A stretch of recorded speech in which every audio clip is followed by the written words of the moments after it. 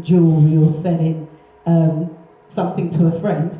But if you decide, this is what I want to do on a regular basis and I want to transact money on a regular basis, you can become a sole trader.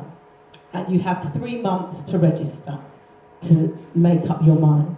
Once you're registered, you start keeping records of your income and your expenditure. And then at the end of the year, everybody say the word 65. 65. That's an important number that you have to remember, because on the 1st of January we say, yeah, it's a new year. And on the 31st of December we say, yeah, it's the end of the year. But in the tax world, 65 is very important. And what that basically means is that the tax year starts on the 6th of April and it ends on the 5th of April.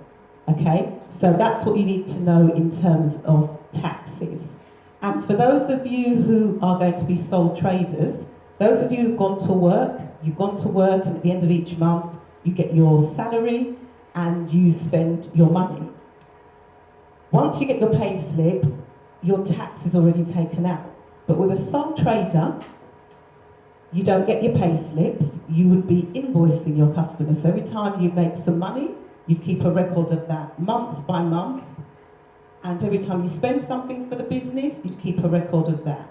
And at the end of the year, whatever your profit is, so you'd add it all up, and you would send that to the HMRC on a self-assessment form, and I help people go through that form. Once you go through the boxes, it's quite easy to understand. And a beauty also is if you do decide to be a sole trader, HMRC run free webinars where they will help you get your information together. So before they used to run courses, but now they run free webinars, so, and they can give you information on any area. So once you've done that, and you've done your records, I know it's going to be boring for you, but you either have to look at a website or you have to listen to the budget. Because every year, they might change the figures. So, does anybody know what the basic rate of tax at the moment is, percentage-wise? 20%. So basically, you're getting your money, you're selling to your customers, and you're saying, yeah, that's fantastic, I've got all this money. And what you have to do is take your income away from your expenditure. And what you're left with, that is what you're taxed on. But you've got to make sure you keep your records in a way, because the reason they call it self-assessment, you're assessing yourself. So you have to make sure you keep your records in a way that everything that you spend for the business, you can account for. I could just do one seminar just on sole trader, but that's just an overview. So the main points are, if you want to work on your own or be responsible for all the decision making in the business, you want something that's quick and easy to set up, the sole trader is the most easiest. Disadvantages of being a sole trader: if, for example, you wanted to sell on your business, that wouldn't be possible, because the sole trader, although you call your business a name, in the law's eyes, the business is you. So a lot of people who are sole traders are people like plumbers. They have a specialist service. So it could be a plumber, it could be a hairdresser. The business is them as the individual, okay? Now with a sole trader, you can employ people, but you'd have to do it under the PAYE tax, and you would put their employment as an expense, okay? So if you want something that's nice and easy to set up, you go for the sole trader. You make all your decisions, you don't have to answer to anyone. All you have to do at the end of each year is answer to HMRC from a legal point of view. So as you're running your business legally, you would be classed as a sole trader. Okay, let's go on to the next one. Right, partnership. Similar to the sole trader, you have 2 or more people. So you all get together and you say, we're going to run this business and we're going to make money. And the beauty of a partnership is that you can have shared responsibilities. So when one person's not able to do something, you can pick it up.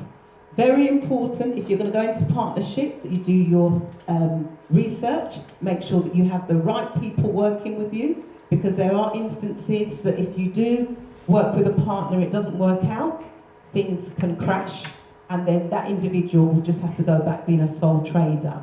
And the reason why they might have wanted to be a partnership is to get support from each other. You split the profits, but there is opportunity to go further. And the beauty of a partnership, if you're just going to set up an ordinary partnership, it basically means that once you've split those profits, each of you are responsible for your own tax. So say, for example, the partnership made £50,000 and two people have agreed that we're going to split the profit two ways. Each of you would get 25,000, and it would be that 25,000 that you record to HMRC, not the 50,000. Now, for those of you who are sole traders, or if you decided to be a partnership, just like people go to work, they get a tax allowance. Does anyone know what your tax allowance this year is, roughly? Yes, 11,500. So basically, you can earn 11,500 without paying any tax. So, what that basically means, sorry?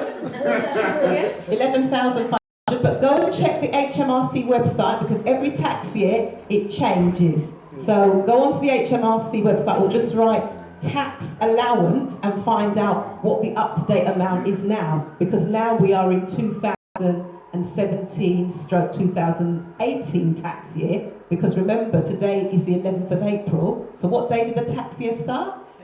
6th of April. So if anyone's online, can you Google 2017 tax allowance? How much is it? So last year was 10,600. This year's like 11,500. Right, so it's increased, okay? So this year, you are allowed to earn 11,500 before you pay any tax. So if I'm a sole trader and I made £50,000 worth of income, and I spent £30,000 on the business, 50 minus 30, how much profit have I made?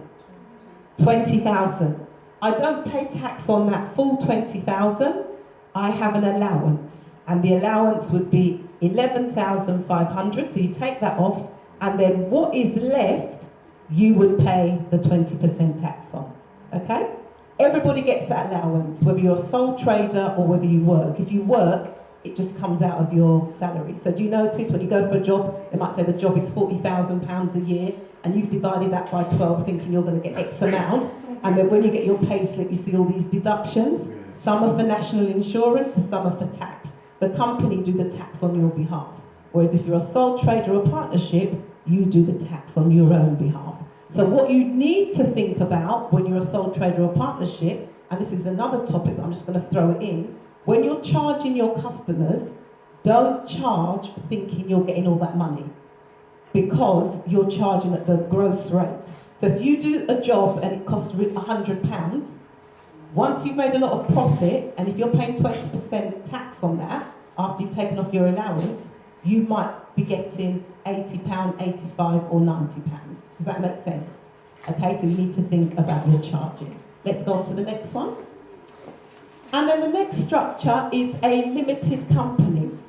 Okay, a limited company is seen as a separate entity of the business. So with a sole trader and a partnership, I can call myself what I want, but in the law's eyes, I am the individual, or the people are the partners. So a lot of partnerships are things like solicitors, dentists, doctors, they might be partnerships.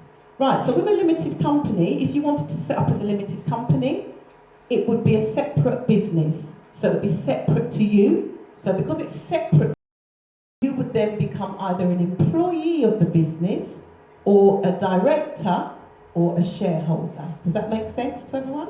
Okay, because it's separate to you. Now, if you're a limited company, you would register with Companies House. So you'd fill in a form with Companies House. There's companies that do it, so you can pay a fee and they would do it for you, but the quickest and easiest way is to register with Companies House, and they go through how that has to be set up. And as a limited company, the benefits of being a limited company is that because it's separate to you, you're an employee in the business, so there's certain benefits that you would get. So instead of doing your accounts like the sole trader, where you just have your income and expenditure, you would have your accounts done in a different way. Now, because you're a company, if you became a shareholder, it means you can take parts within the company. So if 3 of us decided to set, no, let me do 4, because that's easier. If 4 of us decided to set up a limited company, and we did it equally, each of us would have 25% share. So I could walk into the company, pay myself a salary as an employee, and at the end of the year, whatever profits are made, I could also take my 25% share on the profit. So that's why we are consumers of different businesses. British Gas, do you remember British Gas, electricity, all these big companies who we pay our money to, and then you hear, oh, the director's getting 100 grand a year, and he's taken a massive profit of X amount of thousands or hundreds, and we get really upset. Have you got upset about it? I know I have. But what we fail to understand, that's their company. They own the company, so they can do what they want. We are just the consumers. So you've got the right to pick your feet up and say, I'm shopping somewhere else. Okay? So that's a limited company. Paperwork is involved, so each year, if you are a limited company, you have to submit an annual return to Companies House. But I'm going to show you how you can do that. Let's go on to the next one. So with the structures, so I've said about the sole trader. I've told you that it's easy to set up. You register with the HMRC in 3 months, and you file a self-assessment each year. Going on to the partnerships.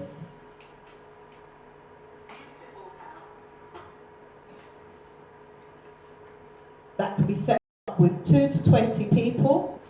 Important to set up an agreement of who's going to be doing what, so a partnership agreement. And if you want to be confident in that, you could employ the skills of a setter, or you could do it yourself, as long as you're clear on what you want to set up. Right, and with a limited company, it's separate to the individual, so it's a separate business. You register with Companies House. Right, so that's a limited company. Now you have another limited company called PLCs, which are places like Sainsbury's. They have different rules because they have to have a certain amount of investment, and then they can sell their shares on the open market, which means that someone like you as an individual could have shares within Sainsbury's. And I think it's important, particularly if you're a consumer, to make sure you have shares in companies because you're consuming. If you're a private company, the shares that you have, you decide how the company's run, how it's going to be promoted, and then you take that share at the end of the year. Okay? Another business structure, has anyone ever heard the term social enterprise? Okay. Social enterprise basically means you're a business with a social purpose. So it's a different way of doing business. So you might make money, but you might put the money or the profits back in for something of a social purpose. So let me give you some examples of social purpose. So many of you have heard of the Jamie Oliver restaurant. You go in there and you eat. So you as a consumer, you'll pay your 30 or 40 pounds. But they class themselves as a social enterprise because they focus on job creation for disadvantaged people. So what they do, they get the young people who are from disadvantaged backgrounds to come in, they train them up as chefs, offer a top quality service, sell to you the public, so you just think you're buying a meal, but the way they behave in their business, they have a social purpose, okay? So if you were thinking of that, there's different ways that you can set up your structure legally. So a social enterprise, if you wanted to have a business that's a social enterprise in the way that you work, you might decide to have your business set up as a community interest company. And basically, you register with Companies House, but the key word, what's the key word in there that you know it's a social business? Community. So basically, the community are helping you to decide how the business is run. So in that business, you wouldn't have shareholders who take their part at the end of the year. The profits for the business would go back into the business for whatever you decided was that social purpose. So say we've got this impact hub here, and we said once a month we're going to open the doors to help people set up business who are from disadvantaged communities. That could be a social purpose. So once you've sold all your products, sold all your services, charged the right money for it, at the end of the year you've got X amount of profit left, instead of dividing that amongst your shareholders and then going on holiday with it, you would put that profit back into the business for the purpose of whatever you decided you wanted to use it for as a purpose. And the beauty of community interest companies or working in a social enterprise way is that you can attract a lot of funding from beneficiaries, donors. The community feels they've got a part in what you're doing, but you still run it as a business, but it's just a type of legal structure. And then the other type of structure you can have is a voluntary group. If you all said, right, we want to get together and do something, but we're not sure how it's going to work, you can just set up a voluntary group where you'd have a bank account, you'd meet maybe on a monthly basis or bi-monthly basis, and you would discuss things and minute it. That is another way that you can set up a project, a community project, quite quickly. Okay? Right, next one. And then the last one is charity status. That's not a legal structure, that is a status. So a status means it has to be given to you. So in the laws of the charity, you have something called the Charity Commission. So they have about 7 titles when they would give status to someone who is running something for the benefit of the community. One of them is religion, one of them is for young people, one of them is for relieving hardship, one of them is for poverty, one of them is for housing. So there's different titles. You can go on the charity website, and once you're running your business or your project, you could then ask to have a charity status. Now, the benefits of having a charity status is that basically you are doing stuff for the public. So you're not really promoting to raise money for profit basis. In the charity world, although they make money, they like to call it surplus, or they'll say, I'm a non-profit organisation. It doesn't mean they're not making money. It just means that the profit is not going into their pocket. The profit is going for the benefit of the charity. And basically each charity would have a governing document that states what their purpose is about, and they'd make sure that they're reporting to all the people who give into the charity. The big thing about charity is gift aid. All of you heard of gift aid before? So if you're a taxpayer, a charity can claim 25p in every pound for setting up. But you don't just want to set your business up on any legal structure just for money. You want to be sure of why you're doing it. And I'm going to tell you now how you can decide what legal structure is best for you. Now, there's no right or wrong. It's just what you think is best for you. Okay, so I'm going to show you how you can decide. Okay, so your decision-making process. Let's quickly go through this one. You've got to identify options. So I've gone through some options with you today. So I'm going to show you how you can identify them. Next one, gather all the information. So read up on all the information. Analyse your situation. So look where you are now. Look where you want to be in the future. Develop your options. And then select your choice. So let's look at the options. And then once you've selected your choice, remember I said think, decide and act. You have to act on it. And then once you've acted on it, review it and evaluate it, because you can set up multiple businesses and there are some legal structures. You can have one and then you can change it, and I'm going to go through that with you. So let's look at why. So the importance of having a structure. Your structure, as I said, holds your business. So that's why it's important to have a structure. It's a legal way your business is identified. So legally you have to have a structure for your business to be identified. And they all have advantages and disadvantages. So my encouragement to you today is choose wisely.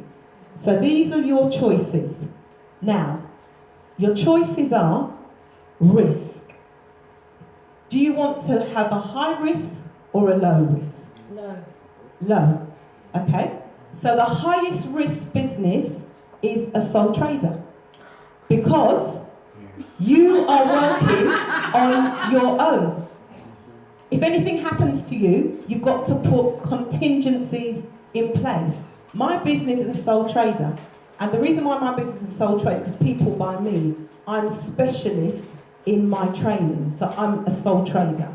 So when I work with people, if my biggest risk is my health, so if my health failed tomorrow, Because I taught, they wouldn't be able to see me. They could buy my books, they could do my online programs, but the majority of my business is myself. So it doesn't stop me from setting up as a sole trader, because that's what I chose. But you can look at how you can minimise the risk. How do I minimise my risk? I work in partnership with associates. So if I took on a job contract that was too big for me, I'm not going to turn it down and say, oh no, there's not enough hours in the day. I will work with associates. I will form a consortium of business advisors similar to myself, who I've targeted, who I've vetted, and I will ask them to go out on my behalf. Okay? So there is ways you can minimise the risk, but just to let you know, in terms of risk and control, the sole trader is the highest risk because it's you. Okay? Whereas something like a limited company, where you've got more people, that's a lower risk in terms of risk. So can I ask a question? Is that why there was a documentary I watched called The Corporation, and it spoke about, actually this is interesting, because when slavery was abolished, it was a very high time for when the corporations started, because as humans were at that point, we were seen as commodities. Yes. And so in order to get protection, a lot of the big companies that you have now use that same law. Yes. And they then became the actual commodity itself, so they actually separated themselves from being human. Yes, that's right. Yeah. Yeah. So in terms of risk, you have to be aware of that. So there's no right or wrong, you just need to be aware and you choose. I've been running my business as a sole trader for 15 years and I've enjoyed it. So your legal structure is whatever you choose. The next one is governance. Who do you want to govern your business? Do you want to govern it, or do you want a group of people to govern it? Okay, so who's going to have the control? That's the next one that you need to look at. I'm going to show you in a breakdown. Then finance. If you're a business that you need a lot of finance, I wouldn't advise you setting up as a sole trader. Because at the moment, unless you can be innovative about it, I was very innovative. I used to get things like sponsorships, I used to get grants, I do partnership working. So because my business is me and I charge for my services, and a service doesn't take a lot of money to set up. When I set my business up 15 years ago, does anyone want to have a guess of how much I put in my bank account? £20. Higher? £100. £100 set my business up because I was providing a service. So all I needed at the time was my computer and printer. I was printing, I remember the first day I did my first seminar, it was on finance and budgeting. I went to the shop, bought the plastic wallets, and you know the dividers that you put down the side, printed them up cream front and back, and then printed from home. I had 20 people coming on that seminar. I charged £20 for the seminar, £10 an hour for the community space, and I ran those seminars every Saturday. So you can see, for the cost of what I was paying and the money I was getting in, I didn't need a loan, I didn't need anything like that, because I didn't have that cost. My banner for my business, I only bought in my 5th year, and that's when I decided that I was going to be doing events on a regular basis. My banner cost me in those days £250. Now you can get a banner for £50, £99. But I made that decision 5 years on because I knew I would be out doing events. So the first thing I want to say to you is when you're running a business, do not go out spending on glossy brochures. You don't know who your customers are yet. Okay? If you saw my first business card, you would laugh. It was printed. I went to Staples. Do you remember they used to have those business packets? And I printed my cards myself. All people needed was my name and contact number because it was my service delivery that they were paying for. It was the information that I'm giving to them that they were paying for. If I was going to be a brand specialist now, that's when I'd have to look at all my printing. But I wasn't advertising that. I was advertising myself and giving service. Let me give you an example. Would you go to a hairdresser who's got a beautiful shop, lovely lights, lovely ceiling, and then she does your hair, maybe puts some cream on it, leaves it on too long, and burns your hair? That would be a bad experience. Or a barber's where the person who's cutting your hair is not looking, not concentrating, you're all marked up, but the shop looks beautiful. So that's what business is about. You've got to provide a level of quality and a level of service. So governance, who's going to govern your business? Okay, that will help you to make your decision. Finance, where you're going to get your money from. If you want funding, if you want to write applications or loans, there's different ways that you can set up legally. And then the last thing is branding. Because people buy me, my legal structure is not that important.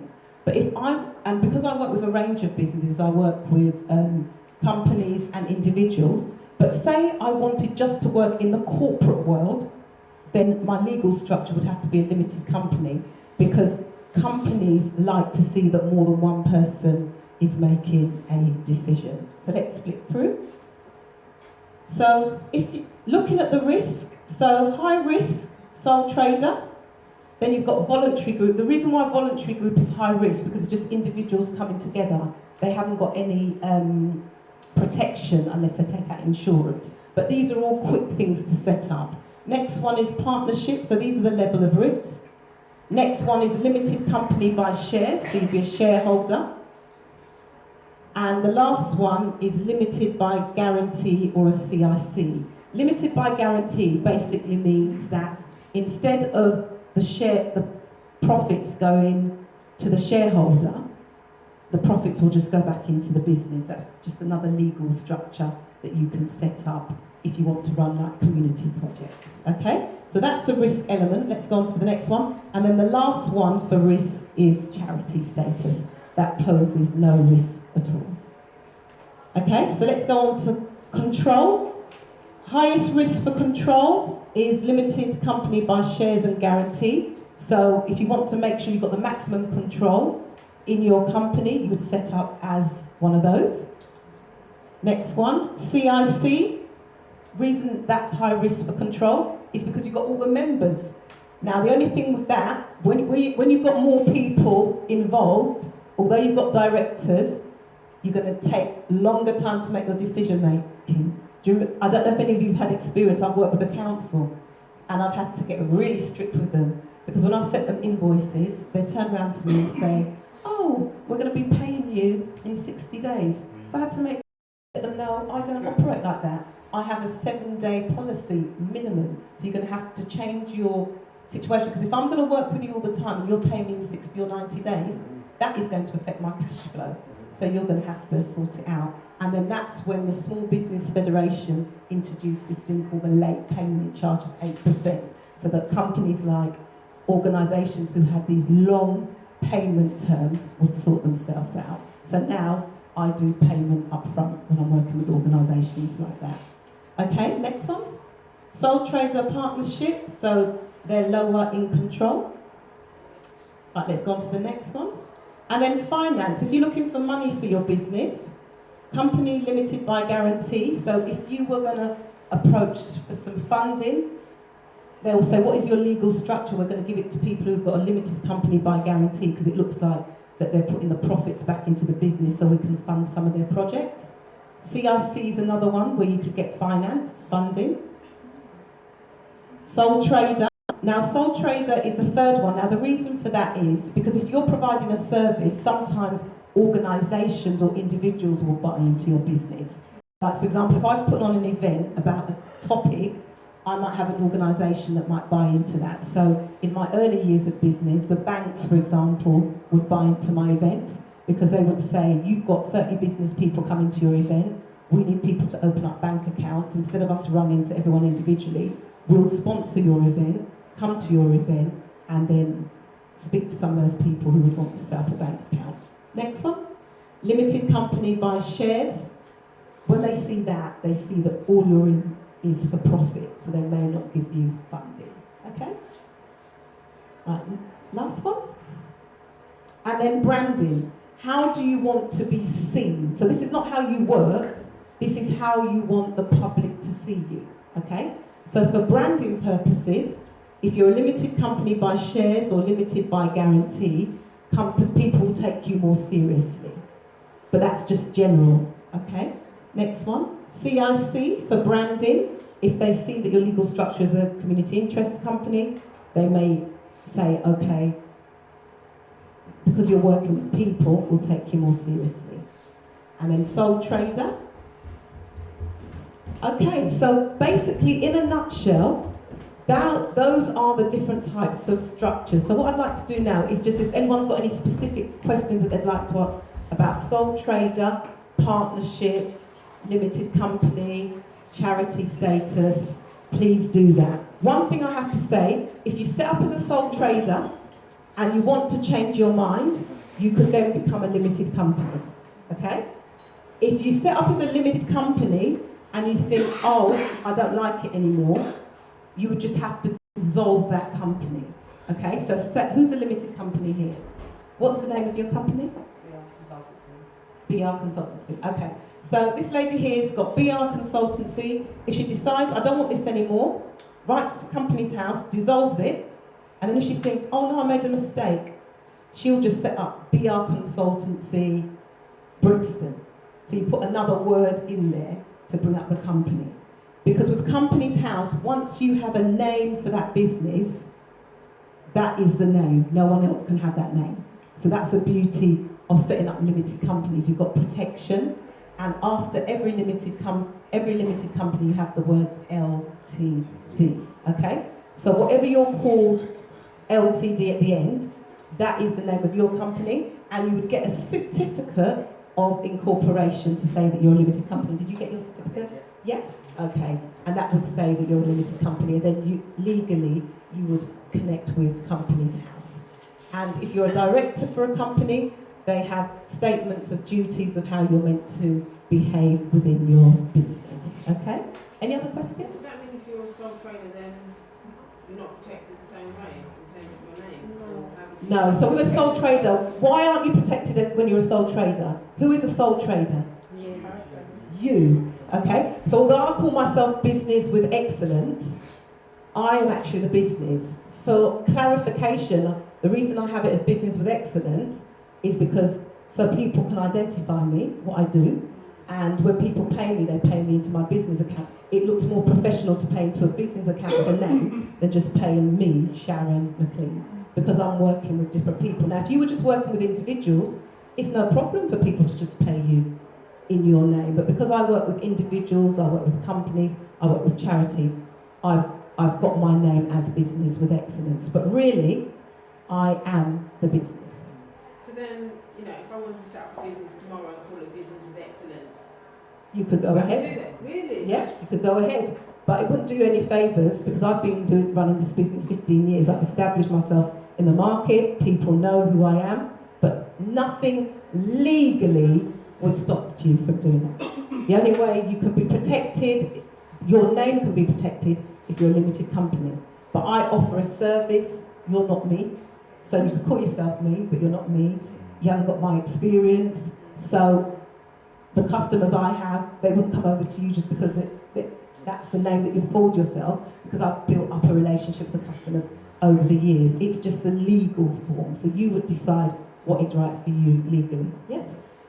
We done our company limited, but we didn't get a certificate. We got like 2 individual letters instead. Is that right? Yes, because they, as I said, with the law, they're constantly changing it. So as long as you've got a number, have you got a number? Yeah. Yeah, so you're fine. The certificate was for the years ago. Now they're getting, even now, you had to fill in loads and loads of paperwork, post it off. Now you can even do it online. So things are changing. Yes? Just one other question. You said in the beginning that don't worry about things like you're selling a few bits on eBay or getting the odd payment here and there. Like, how regular is regular before it's deemed, you're earning enough now to be setting up? When you're running it as your main income generator. So remember, your tax allowance is about 11,500. If you're working part-time, say you're working part-time and you're getting 9,000, and you're selling things on the side day in, day out, and you made about 8,000 on that, you need to declare it. It's not the amount, it's what you're doing on a regular basis. So for example, even if you don't make, say for example, you're trading every day and you're selling something for £1 a day, okay? But that's your business. You have to record that, you have to record your income and your expenditure, and you've got to send that to HMRC. When they see the total, if it's under the 11,000, then they'll just say you've got no tax to pay. But you still have to fill in your self-assessment form. This is where people have gone wrong. They've said, oh, I haven't made any money, so I'm not filling it in. if you don't fill it in by a certain date, there is the £100 fine.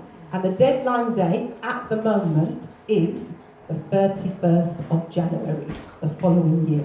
So, if you start your business today, the 10th of April, the tax year ends on what day? No, remember I said 65? It ends on the 5th of April. So, they're very nice. You end the 5th of April next year, 2018. You've got up until January 2019, if you have any tax to pay it by then. So what I encourage people to do who are sole traders, and this is what I do, set up a separate bank account and just put 20% of your money that you've earned in there, either on a monthly basis. And at the end of the tax year, if you haven't got any tax to pay, take yourself on a nice holiday or buy something for the business. So you said for sole traders, you don't have to register a business because you're the person that's the business. You can, but they'd like you to register. They'd like you to. You don't have to register in the law's eyes as a limited company. But when you fill in your self-assessment form, they will say, "What will you be doing?" So you might say, like on mine, it says business and council. On to the next one. HMRC, they're not just there to take your tax, they're there to help you. So if you've got any questions about tax, national insurance, as I said, they do webinars, link up on one of their free webinars. Companies House, they're happy to help you with anything to do with setting up a limited company. And then you've got gov.uk, if you want to set up a community interest company. You'd register with Companies House, but similar to the charity, with the community interest company, you'd also have to contact someone called a KIC regulator, and they would say to you, when you say to them what your business idea is and your community business, they will assess whether it really is a community business, and they would put an asset lock in there. What that basically means is that at no point could the business be transferred to any individual. It has to stay in the community. And that's why a lot of organisations like that legal structure, because it is ongoing. Don't Company House automatically do that now? Yes, they do. Yeah, with a KIC regulator. So you can go on gov.uk. And then the last one, if you want to apply for a status, so if you were a company limited by guarantee or a community interest company, you could then apply for a charity status. And to make matters more interesting, the Charity Commission, they're getting quite good now. And instead of just applying for a status, they will also allow you to set up a charitable incorporated organisation. So that's like a charity being a company. So there's so much that you can choose from. But the ones that I've told you about the second time round, they're more for community businesses. But if you're just looking at profit, you've got sole trader, limited company, or partnership. Okay? Yes, can I ask a question? So I remember a while, years ago, Yeah. you used to have, if you was a sole trader, Yeah. you used to have your name and then say trading as whatever the business name was. Yeah, So you don't need that anymore. No, you don't need to do that anymore because people will know who, the law will know who you are. Because remember, the legal structure is not for the benefit of your customers, it's just for the benefit of the law. So for tax purposes, how you communicate to your customers is up to you. But how the law sees you, that's what the legal structure is. When you go to someone's house, has anyone ever said, "What beautiful bricks"? None of you have ever said that, have you? You've gone in the house and you said, "What lovely curtains, what lovely tables." When you go into someone's business, you say, "What a lovely service. Oh, I really like these products." But the law, they need to recognise how you are structured. And that's what legal structure is all about. It's nothing to do with your customers, it's only for the purpose of the law. So if you want to be in contact with me, these are my details. You can come talk to me later. I've got some leaflets here. So I'm on email, Facebook, Twitter, LinkedIn. So there's loads of ways you can contact me. And also some of the services that I provide for businesses. As I say, I talk about legal structures, but I also have mentoring support. So if you want one-on-one mentoring, I can offer you that. Business support, I run Business Pearl seminars. So basically, people can meet with me on a monthly basis in small groups, go through sections of the book and work on your business. and it's literally an accountability group, basically. And I also run Pitch, Market and Sell. I do that at the local library in Croydon, where we use the community from the library to promote our businesses to people walking past, so that you can get more footfall for your business. I do that. I've got an event coming up in April for that. So if you're interested, you can come and speak to me. And then also I've got an additional resources that you can get online, so if you can click on the next one. So events and services, you can pass that. I do a monthly mentoring program where you can just book that. A show me how to series, so anything regarding businesses, you can book me in for a show me how to series. You can do that in small groups or do that individually. And monthly mentoring, you've got your choice, face-to-face, Skype, phone, and you can do it for as many months as you like, 3, 6, 12 months. It's basically how it would suit you. So I don't say, this is the only package I've got. You choose a package according to your needs and your budget. Next one. And then today what I've got on offer is a copy of my book, Business Pearls. It's on Kindle and Amazon. I've got copies here for £10. If anyone wants a signed copy, please come and get one. And I can guarantee it's a working book. It's not a book you just read and put down. You have to act on the action points. And then I've also got a YouTube channel with business interviews. So if you just want to look at some topics for business, you can just go on my YouTube channel, Sharon McLean, and subscribe. And I also have a radio show, but it's a podcast. So it means I'm not doing it all the time. I've got 18 topics on there, interviews with different people. I've got structures on there, how to start a business. I like to work in numbers. So I've got one called the 12 B's of business, the 12 C's of confidence. And basically the idea is you have one a month. So you can go on to blogtalkradio.com/Sharon McLean, and it's called Passion for Business. You can listen to that in your own time. They're like 30 minutes shows. And I think that's it. So I really thank you for inviting me here today, and I hope the information that I've given you has been helpful. So now you go away and you make your decision. So what did I say at the beginning? Think, decide, and then act. So I've given you the information, and you go away and make the decision. Don't get too hung up about what structure, because remember, you can change it if you wanted to in the future. And you can have more than one structure. So you could work in a company with someone, and you could be a sole trader. You could be a sole trader, and you could work in a business. I'm a trustee for a charity. I work with a charity organisation, so I've input into that. So the world is your oyster, and just remember, if you're going to go into a house with no bricks, what's going to happen? The house will fall down. So don't go into business without having a legal structure. So thank you so much for listening.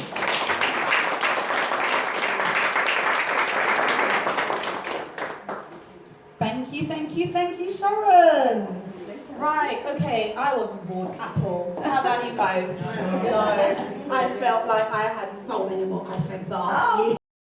Free to send them through. Right, okay. While I'm here, you're more than welcome. Does anyone have any burning questions that they really want to ask like now? No? Okay, that's fine then, because we're going to take a 10 minutes break and then we'll get through the pitching. So yes, I thought, no, we had enough break to begin with, so let's just carry on. But I think, like me, you probably need just a few more minutes to just kind of process everything that you just heard. So yes, 10 minutes break, guys.